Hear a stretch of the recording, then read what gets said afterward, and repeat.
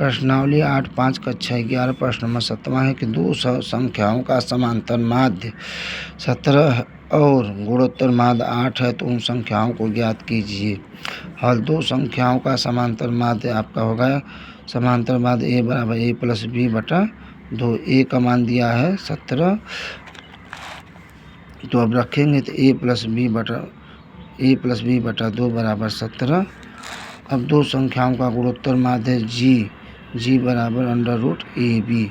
जी का मान दिया है 8, तो रखेंगे 8 बराबर अंडर रूट ए बी।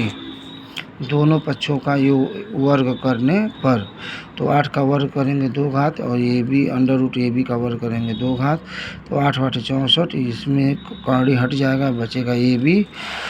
अब इस ए लिखेंगे बराबर बी भाग दे देंगे, हो जाएगा 64 बटा बी। अब आपका ए का मान निकल गया। ए का मान समीकरण 1 में रखने पर इसमें रखेंगे तो ए की जगह 64 बटा बी प्लस बी बटा 2 बराबर 17। अब हो जाएगा आपका 64 प्लस बी लघुत्तम लेंगे, बी से गुणा करेंगे, बी स्क्वायर बटा बी हो जाएगा और ये 2 ऊपर चल जाएगा तो 2b हो जाएगा बराबर 17। तो 64 प्लस बी स्क्वायर, इसमें इसका गुणा करेंगे तो 17 गुणे 2b बराबर 64। अब लिखेंगे 64 प्लस बी स्क्वायर बराबर 17 दूना 34b। अब लिखेंगे B square minus 34b plus 64 का गुणनखंड करेंगे तो b square minus 32b minus 2b plus 64 गुणा करेंगे तो 64 आ जाएगा और जोड़ेंगे तो 34 आएगा।